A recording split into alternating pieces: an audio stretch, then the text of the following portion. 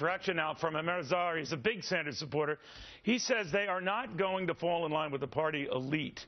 The party elite, for want of a better term, are saying that this was all started by Sanders supporters, not them. You say what? Well, I mean, look, we have been frustrated a lot by this process. We've been frustrated by the establishment of the Democratic Party kind of not listening as much to what we have to say. And so I think what you saw in Nevada was part of that frustration. There was no violence. Nobody got hurt. This was yelling and screaming and protesting. It was a political event. These people were part of that political event. They weren't, infiltrating it. And so I think what you're seeing is the real kind of emotion coming from those of us in the Sanders movement who want to make sure that our voices are heard and that the process is fair. You sound like you have your doubts. You sound like this process is not fair. Because the Hillary Clinton folks come back and say, well, she got 3 million more votes than Bernie Sanders. And she has a big delegate lead. Fair is fair. She's leading. You guys got to move on. You say what?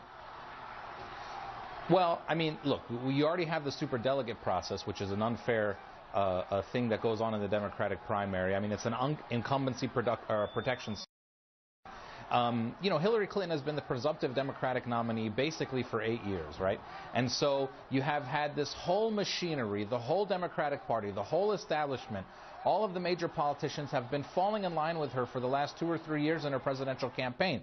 Bernie Sanders comes along with a new message, a new generation, a new kind of like emotion, and this is frustrating them, and I don't think they know how to handle it. And I think they better figure it out, or else they risk alienating all of us in November. All right, do you think it'll get to the point where you get to the convention, because the Clinton forces say she leads by 300 assigned delegates, not including the superdelegates, so that she's on her way, no matter what you guys do, and that for you to close that gap, Bernie Sanders would have to get 90+% of the vote in the remaining states, and for that matter, hope and pray that the superdelegates would make a switch over to him. Probably unlikely, not impossible, but unlikely.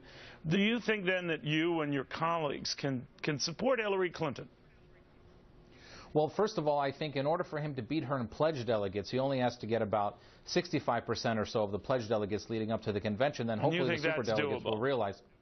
It's possible. I mean, look, and he's going to have a big win in Oregon tonight. He's going to win Kentucky, and then he could win California really big as well. And he's going to have all the momentum. I mean, there's a possibility that Hillary Clinton doesn't win any more states before the primary season is over. And so hopefully at that point, the superdelegates will see that Bernie is the better candidate. He performs better against Donald Trump in November. He has this new movement bringing a lot of new people into the campaign. And hopefully from there we'll see that the Democratic Party is really paying attention to this kind of stuff. As Jeff Weaver said in an email last week, the campaign manager for the Sanders campaign, the Democratic Party could be courting disaster. I mean, Hillary Clinton might be the only candidate left in the race that could possibly lose to Donald Trump. And Bernie Sanders is the last candidate in the race who is not under investigation by the FBI. He's not maligning whole groups of people.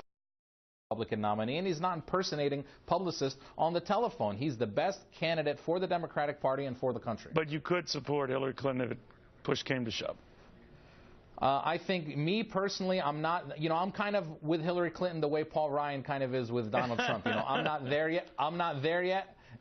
Maybe some of us will get there. Yeah. Me personally, I'm not there, and I think that's a sentiment among a large swath of Sanders supporters. That's a very good analogy, Amer. Thank you very, very much.